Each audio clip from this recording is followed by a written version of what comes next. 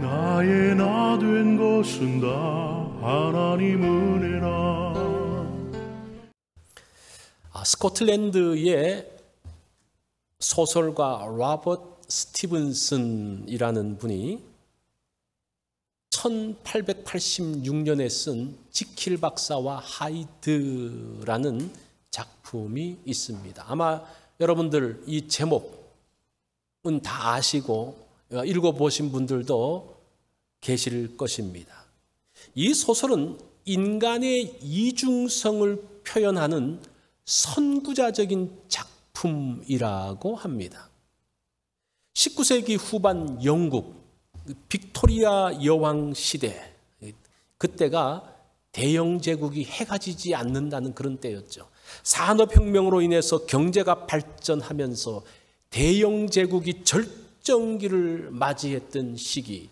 그렇지만 동시에 도덕적으로 타락하고 위선이 가득한 시대상을 묘사한 책이 바로 지킬 박사와 하이드라고 합니다. 헨리 지킬 박사는 많은 재산과 훌륭한 신체를 물려받았습니다. 천성적으로 부지런한 사람이었습니다. 그는 명예롭고 빛나는 미래가 보장되어진 사람으로 학식 있는 주변 동료들로부터 존경받는 것을 아주 기뻐했습니다. 그럼에도 그는 쾌락을 탐하는 성향을 가진 사람이었습니다. 그의 젊은 시절에는 방종한 삶을 보내기도 했습니다. 그러나 자존심이 강해서 절대 그것을 드러내지 않고 대중 앞에 나타날 때는 철저하게 근엄한 모습으로 나타났습니다. 자신이 세운 고귀한 가치관을 따라서 욕망을 억누르며 살았습니다.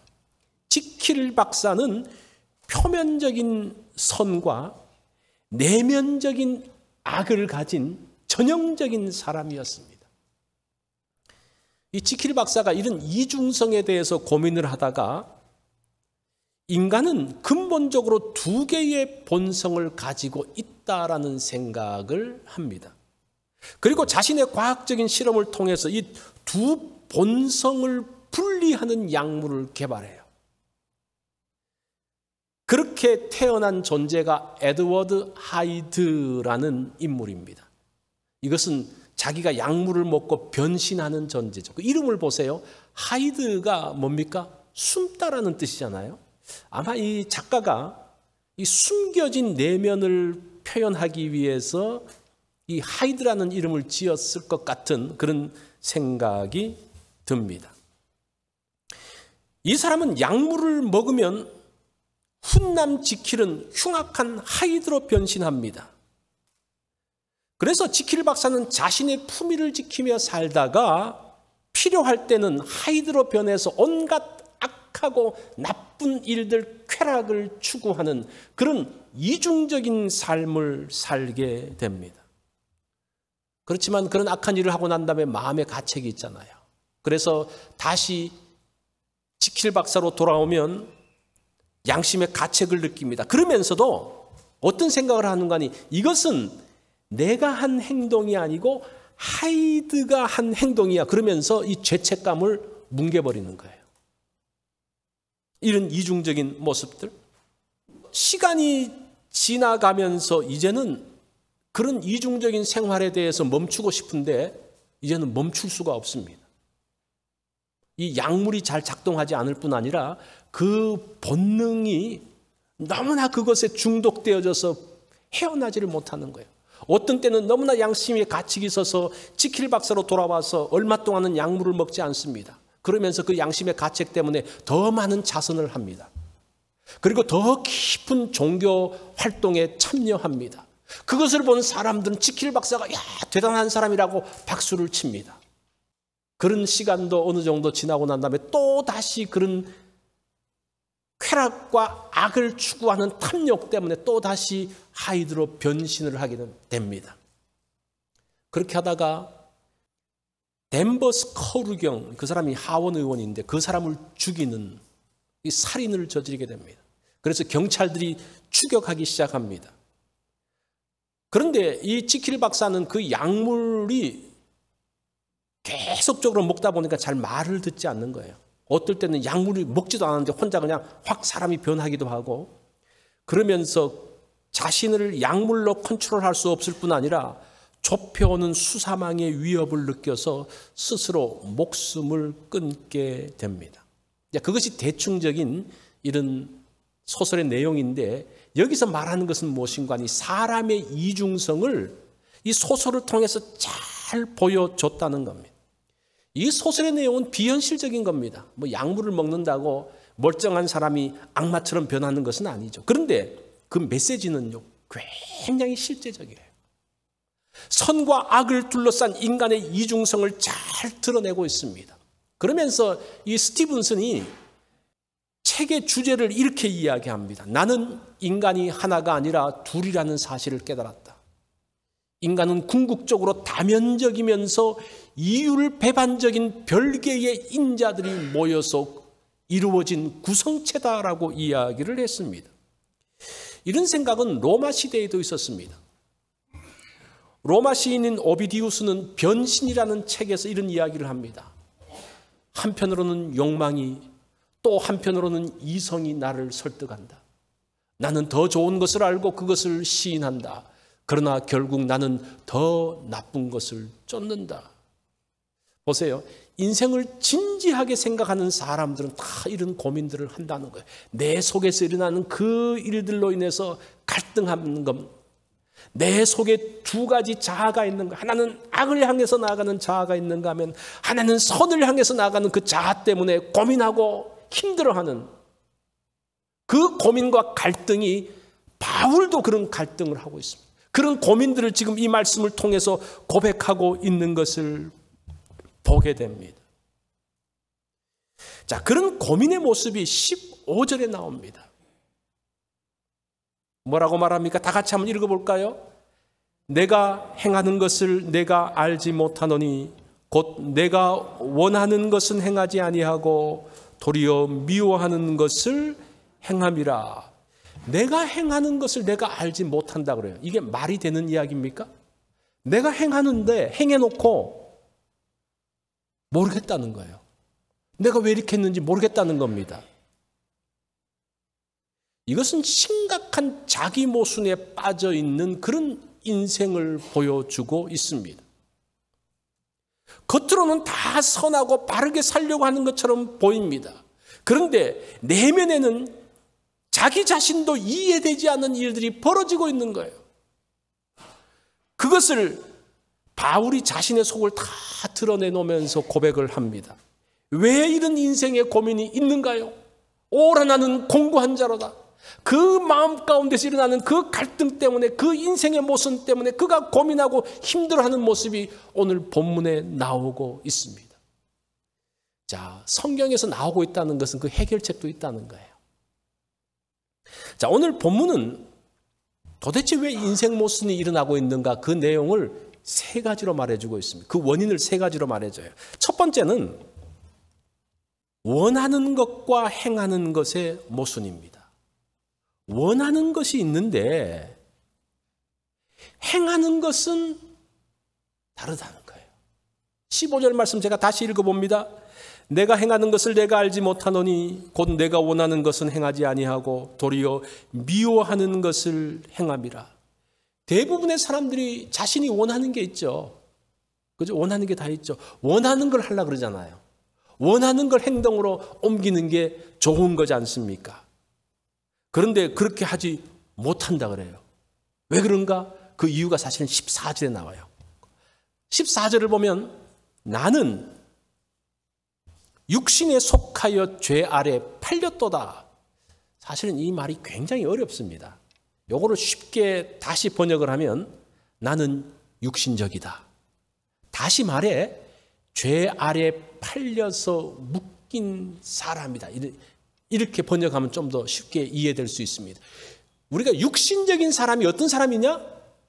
죄 아래에 있는 사람이 육신적인 사람이라는 겁니다. 누가 나를 통제하고 있습니까? 내가 선한 것을, 내가 원하는 것이 있는데 행동은 그렇지 않게 나오는 것은 죄가 나를 통제하고 있기 때문이라는 거예요. 그래서 내가 선한 것을 향해서 가지만 그 결국은 악이 나온다는 겁니다. 루터는 이런 인간을 비유로서 이렇게 말하고 있습니다. 마치 기수에게 끌려가는 말과 같다. 말이 달려요. 말이 막 달리는데 그 방향을 누가 정합니까? 말을 타고 있는 기수가 정하는 거예요. 그런데 우리가 행동하고 달려가는데 우리를 타고 있는 기수가 누구라는 겁니까? 죄라는 거예요. 죄가 나의 기수가 돼서 나를 타고 움직이면 내가 원하는 대로 가는 것이 아니라 내가 원치 않는 곳으로 간다는 겁니다. 죄가 인도하는 곳으로 간다는 겁니다. 그것 때문에 인생 모순이 일어난다는 거예요. 이게 말도 안 되는 이야기죠. 내가 원하는 것을 하지 않고 나중에 보니까 엉뚱한 것을 행했다? 이게 말이 됩니까? 말이 안 되는데 그 우리 4명 가운데서 죄가 나를 타고 있기 때문에 그렇게 된다는 겁니다. 죄 아래 팔린 사람이 그러하다는 겁니다. 그래서 우리는 모순적인 삶을 사는 거예요. 그게 첫 번째 원인입니다. 두 번째는 2개의 법을 따라 사는 모순입니다. 2개의 다른 법을 따라 살 수 있습니까? 법이 2개예요. 옛날에 시집살이가 힘들다 그러잖아요. 왜 힘듭니까? 시어머니의 법이 있고 내가 어릴 적부터 했던 법이 있어요. 2개 법이 있어요. 이 2개 법이 충돌하면요 너무 힘들어요. 고통스러워요. 그런데 여기서 이 법이라는 단어가 통치 방식이라는 겁니다. 이 법이 뭡니까? 통치하는 방식이잖아요. 그 통치자가 어떻게 통치할 것인가? 예를 들어서 공산주의가 있고 민주주의가 있습니다. 통치 방식이 달라요. 그렇죠? 그런데 공산주의와 민주주의가 동시에 한 나라에서 일어날 수 있습니까? 그러면 나라가 뒤집어집니다. 그죠? 역사적으로 보면 그렇게 돼요. 이 2개의 다른 법이 한 나라 가운데 있으면요, 그 나라는 뒤집어져요. 똑같이 우리 마음 가운데 2개의 법이 들어와 있어요. 하나는 하나님의 법이 있고 하나는 죄의 법이 있어요. 이 2가지가 내 속에 있으면요, 사람이 뒤집어지는 거예요. 갈등하는 거예요. 나 혼자 감당할 수가 없는 겁니다. 22절과 23절에 보면 뭐라고 말합니까? 내 속으로는 하나님의 법을 즐거워하되 내 지체 속에 한 다른 법이 내 마음의 법과 싸워서 내 지체 속에 있는 죄의 법으로 나를 사로잡아 가는도다. 하나님의 법과 죄의 법이 같이 하나님의 통치가 있고 죄가 통치를 해요. 그러니까 아까는 뭐라 그랬습니까? 죄 아래 팔려있는 죄가 나를 통치하고 지배합니다. 죄가 끌고 가요. 그래도 우리 마음 가운데 어떤 것이 있습니까? 선한 것이 있잖아요. 하나님 말씀을 알잖아요. 그래도 하나님의 법을 따라가야지. 내가 원하는 것은 선한 것. 대부분 사람들이, 악한 사람들도 선한 것을 하고 싶어 해요. 그래도 이렇게 해야지. 그렇지만 행동은 죄의 법을 따라가는, 그러다 보니까 생각이 하나면요 갈등이 없어요. 근데 생각이 둘이면 갈등이 많습니다. 통치자가 하나면 갈등이 없어요. 통치자가 둘이면 갈등이 있는 거예요. 내 속사람은 하나님의 법을 즐거워하되, 내 속사람이 무엇인가 하니, 속사람은 육신과는 반대되어지는, 육신이라는 건 뭐라 그랬죠? 죄 아래 팔려있는 존재라 그랬죠. 그거와 반대되어지는 성령으로 거듭난 자아를 이야기하는 겁니다. 그래서 사람들이 예수 믿기 전까지는 별로 갈등이 없던 사람들이 예수 믿으면서 갈등하는 사람들이 많아요. 예수 믿기 전까지는 그냥 옛날에 내가 살던 대로 그냥 살면 돼요. 그런데 예수 믿고 난 다음에 하나님의 법이 들어오잖아요. 그렇지. 하나님 말씀이 틀린 게 어디 있습니까? 잘못된 게 어디 있어요? 다 인정되어야지. 그렇게 살아야지. 내가 그렇게 못 살아서 문제지. 그러면서 갈등이 생기는 거예요. 2개의 법이 들었다는 게, 어떤 사람은, 이거 모르는 사람은 예수 믿어서 좀 마음이 편하려고 왔는데 왜 예수 믿고 더 이렇게 복잡해? 복잡하죠. 다른 하나님의 법이 또 들어왔으니까 이 둘 사이에서 문제가 일어난다는 거. 보통도 양심의 법을 갖고 있는 사람, 믿지 않는 사람도 양심의 법이 있어가지고 죄의 법하고 충돌이 있는데 그 충돌은 그래도 그만큼 심각하지 않습니다. 그런데 하나님의 법이 딱 들어오면요, 그 충돌은 너무나 심각해지는 거예요. 갈라디아서 5장 17절은 이것을 이렇게 말합니다. 육체의 소욕은 성령을 거스리고 성령의 소욕은 육체를 거스리나니 이 둘이 서로 대적함으로 너희의 원하는 것을 하지 못하게 하려 함이니라. 마음으로는 주님의 뜻대로 살아야 하고 하지만 실제로는 어떻게 합니까? 슬그머니 들어온 죄가 우리의 마음과 생각을 지배하면서 그쪽으로 끌고 가고 있는 것을 보게 됩니다.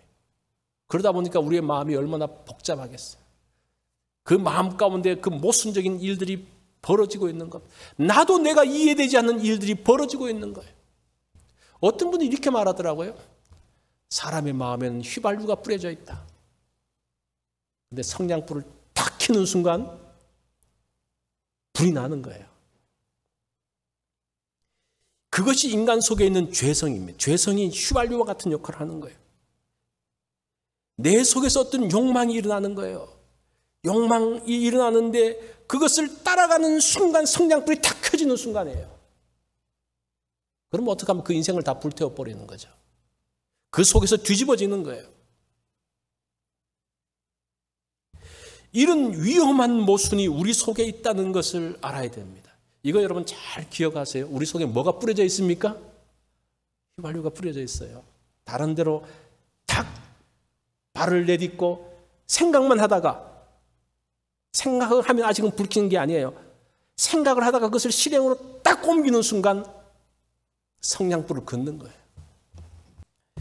자, 세 번째는 그 원인이 무엇인가 하니 선을 행하려는 것과 악을 행하려는 것의 모순이라는 겁니다. 선을 행하려는 마음과 악을 행하려는 마음이 동시에 있어요. 그렇죠? 야, 이거 해야 될까 말아야 될까? 이렇게 하면 좋긴 좋을 것 같은데 하기 싫어. 뭐 이제 그런 거죠.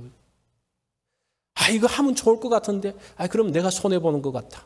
뭐 그것 때문에 늘 마음 가운데 고민하는 거죠. 그게 21절에 나오는 말씀이에요. 그러므로 내가 한 법을 깨달았노니 곧 선을 행하기 원하는 나에게 악이 함께 있는 것이로다. 기가 막힌 이야기예요. 선을 행하기 원하는 나에게 악이 함께 있다. 여기서 한 법이라는 말은 여기서 법은 율법이나 그런 건 아니고 원리를 이야기하는 거예요. 프린시플을 이야기하는 거예요. 인간을 지배하는 원리가 있는데 선을 행하려는 마음과 악을 행하려는 마음이 동시에 작동된다는 겁니다. 이게 참 인간이 기묘하죠. 그래도 선을 행해야 되지 않습니까? 그게 간단한 게 아니에요. 이 전유성이라는 개그맨이 있는데 그 사람이 책을 하나 썼는데 제목이 무엇인가 하니 하지 말라는 것은 다 재미있다.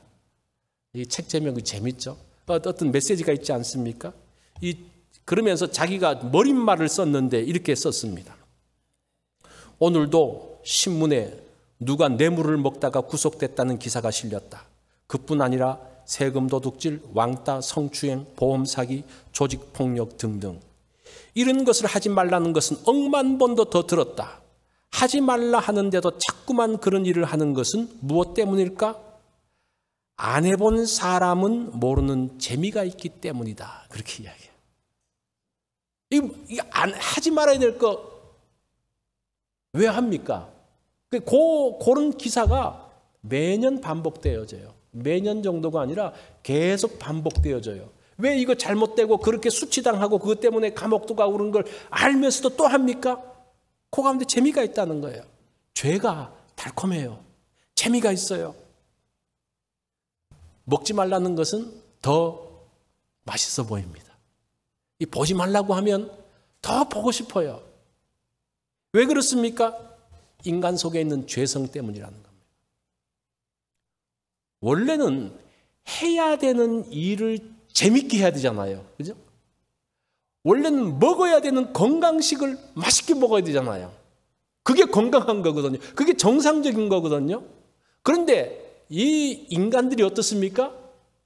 먹지 말라는 것을 더 먹고 싶어 하고 하지 말라는 것을 더 하려고 하는 그런 인간의 그 마음의 모습, 이제 그게 죄성이라는 거예요. 그게 창세기 3장 선악과를 따먹는 이후부터 사실은 나오게 된 거예요. 죄성을 가진 사람은 모순 가운데 들어가 있습니다. 우리가 다 아담 이후에 죄성이 있기 때문에 다 그런 모순이 있는 거예요. 문제는 금지된 것을 하고 난 다음이 문제입니다. 해서는 안 되는 것을 하면요, 그 죄의 대가가 혹독합니다. 혹독해요. 도박을 하지 말라는데 끊을 수가 없습니다. 그래서 왜 그렇게 돈을 잃고 그렇게 하는데 왜 또 가냐? 그러니까 그 짜릿함을 잊을 수 없다는 거예요. 그 짜릿한 마음, 그 터질 것 같은 그 느낌을 또 하고 싶어서 간다는 거예요. 결국은 물론 이제 돈을 더 따서 회복하려는 어떤 그런 마음도 있는데 그런 어떤 마음 속에 있는 그런 것들과 같이 간다는 겁니다. 그러면서 궁극적으로 재산을 다 날리고 가족이 해체되어지고 패가망신하는, 그러면서도 왜 못 끊습니까? 이 죄의 유혹이 그만큼 강하다는 거예요. 그런 자신을 보면서 나오는 고백이 24절이에요. 오라 나는 곤고한 사람이로다. 이 사망의 몸에서 누가 나를 건져내랴. 그거 분명히 잘못된 줄 알면서도 또 가고 있는 나의 모습들을 보면서 이것은 잘못이야 잘못이야. 다른 사람들이 다 그렇게 이해하고 자기도 동의를 해요. 인정을 해요. 맞다고 그래요. 각서도 썼어요. 근데 또 간다는 거예요. 그러면서 곤고한 자라고 이야기해요. 이게 지금 누구의 고백입니까? 바울의 고백이에요. 바울 같은 사람이 이 정도로 말한다면 우리 보통 사람들은 어떻습니까? 그런 일들이 당연하게 일어나는 거예요. 이 곤고하다는 그 단어를 보니까요, 포로된 병사의 모습을 이야기합니다. 아무런 희망이 없는, 그 어떤 그 영화에서 보니까 옛날 소련에서 그 사람들을 이제 시베리아 수용소로 보냈는데, 시베리아 수용소에 가면 담장이 없어요. 근데 주변을 둘러보면 허허벌판에 눈만 있어요. 담장이 필요 없어요. 그거 나가면 죽는 거예요. 그걸 보면서 절망을 느끼잖아요. 그것이 바로 이 곤고함이라는 단어예요. 할 수 없구나. 분명히 이것은 내가 하지 말아야 된다고 나도 생각하는데 할 수 없어서 절망해요. 그 곤고함. 그것이 사망의 몸입니다. 어떤 분들은 이 사망의 몸을 로마 사형 제도와 관련해서 말하는 그런 학자들이 있습니다. 그 로마 사형 제도 가운데 합시형이라는 것이 있다고 합니다. 이 합시형이 무엇인가 하니, 이 범죄한 사람들, 특별히 살인자라든지 큰 범죄를 저지른 사람을 죽은 사람하고 묶어놔요. 그래서 눈은 눈, 코는 코, 입은 입, 팔은 팔, 다리는 다리, 이렇게 해서 묶어놓는 거예요. 그러니까 시체하고 같이 묶여서 있는 거예요. 그러니까 처음에 얼마나 그 냄새가 역하고 그렇습니까? 그런데 며칠 굶으면 너무나 배가 고파서 그 시체를 뜯어먹는다는 거예요. 그러면서 그 시체에 독이, 그 병균이 들어와서 죽게 하는 제도, 사형제도, 끔찍한 거죠. 지금 바울이 사망의 몸이 그렇다는 거예요. 이거 분명히 더러운 줄 알아요. 얼마 전까지만 해도 역겨워서 피하고 싶었어요. 그런데 너무나 배가 고파, 그 죄의 욕망이 너무나 강하게 일어나면서 그것을 뜯어먹는 그 모습들. 나의 몸에서는 어떻습니까? 그런 갈등이 있습니까? 없습니까? 이 세 가지 모습에서 갈등이 있어요? 없어요? 그러면서 나도 알지 못하는 모순들이 일어나고 있는 거예요. 자, 이런 인생 모순의 갈등에서 벗어날 길은 없을까? 로마서는 두 개의 길을 소개해 주고 있습니다. 그 첫 번째가 죄의 몸으로 인한 절망을 아는 거예요. 인생 모순을 보면서 절망하는 바울의 모습에서 소망이 있다는 거예요. 그러니까 절망하면서 그게 소망의 순간이라는 거예요. 그런 어떤 모순 가운데서도 절망하지 않고 그냥 그대로 살아가는 사람은 소망이 없습니다. 그래서 혹시 여러분들이 그 갈등 가운데서 힘들어하고 갈등하면서 이래서는 안 되는데 나 왜 그럴까? 때로는 눈물도 흘려보고 그런 사람이 있으면 그래도 소망이 있다니, 그게 첫 번째 길이에요. 인간의 이중성과 모순, 자신의 한계를 뼈저리게 경험하면서 그 좌절감을 느끼면서 나는 곤고한 자라고 외치면서 있다 보면 구원자가 필요한 거예요. 그 자체는 구원자를 향해서 나가는 길이라는 겁니다. 기독교는 값싼 은혜를 파는, 만사형통을 빌어주는 그럴듯한 좋은 것으로 포장하는 종교가 아닙니다. 자신의 부끄러운 수치와 절망들을 다 드러내놓는, 그 앞에서 자신의 그 모든 것들을 다 벗겨내는, 그래서 하나님 앞에 서게 하는, 그래서 수치스럽게 하는, 그 앞에 하나님 앞에서 부끄러워하는, 그게 기독교예요. 그게 소망이기 때문입니다. 사람들은 죄의 고리를 끊기보다는 죄책감에서 벗어나는 길만 찾습니다. 이 죄책감에서 벗어나려고, 피하려고 하는. 지킬 박사가 결국은 스스로 자살을 하는데, 그 소설에서 자신이 왜 약물을 만들었는지에 대한 동기를 이렇게 말하고 있습니다. 언제나 내 마음 속에서 싸우고 있는 선과 악을 서로 떼어낼 수 있다면 얼마나 마음이 편할까? 그렇게만 된다면 선은 악의 방해를 받지 않고 마음껏 선행할 수 있을 것이다. 반대로 악은 선의 구속을 받지 않고 마음껏 악을 저지를 것이다. 선악을 분리하겠다는 거예요. 인간이 선악이 지금 같이 혼재되어진 존재인데 이거를 떼놓겠다는 거예요. 그래서 선한 일을 할 때는 갈등 없이 선한 일을 하고, 또 악한 일을 할 때도 갈등 없이 악한 일을 하고 싶다는 거예요. 그러니까 마음 편하게 살고 싶다는 거예요. 그거는 내가 하나님 앞에서 바르게 살면서 마음 편한 게 아니라, 이럴 때는 이런 사람이 되고 저럴 때는 저런 사람이 되어져서 편하게 살려는 그런 생각이에요.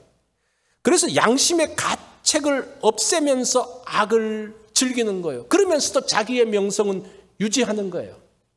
사실은 구원파가 좀 그런 원리를 갖고 있어요. 한번 예수 믿고 구원받았으면 그것으로 끝. 그 다음에 어떤 행동을 해도 괜찮아. 이거 완전히 분리적인. 그러니까 신앙을 그렇게 분리시켜 놓으면요, 온갖 악한 일을 다 해놓고도 나 예수 믿었으니까 천국은 가, 이렇게 되어지는 거예요. 그러면 이런 사람들 가운데 무슨 소망이 있게, 이게 지금 선과 악을 이렇게 분리시켜 놓는 거예요. 믿음의 선배들은 이런 인간의 모습을 정직하게 인정을 했습니다. 다윗이 뭐라고 말합니까? 내 속에 정한 곳이라고 하는 것은 한 곳도 없도다.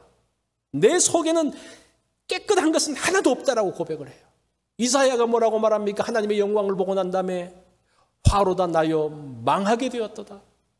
하나님 앞에 설 수 없다고 이야기합니다. 어거스틴은 뭐라고 말하는가 하니 나는 망할 자입니다, 이렇게 이야기했어요. 프랜시스는 나는 작은 벌레입니다. 루터는 나는 버림받은 죄인입니다.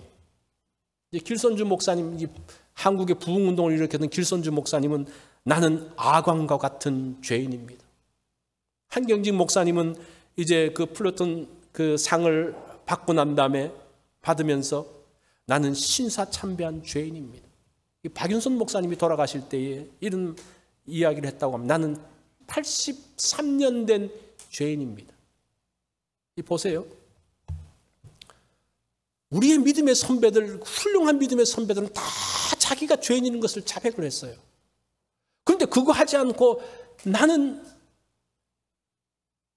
거기서부터 빠져나오려는 생각 자체가 벌써 악한 생각이라는, 그런 사람들은 자꾸 그 자기가 지은 죄에서부터 피하려고 하는 사람들은 길이 없습니다.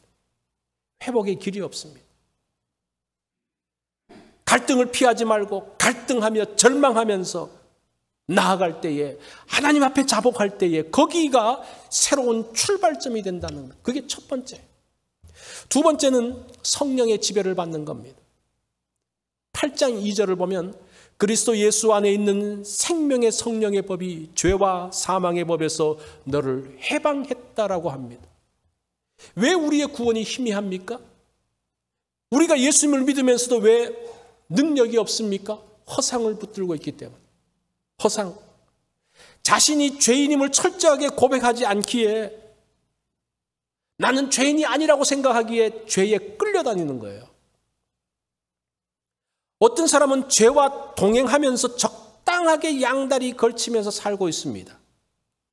어떤 사람은 주일날 은혜를 많이 받으려면 토요일날 좀 나쁜 짓을 하면 은혜가 더 된다고 이야기합니다.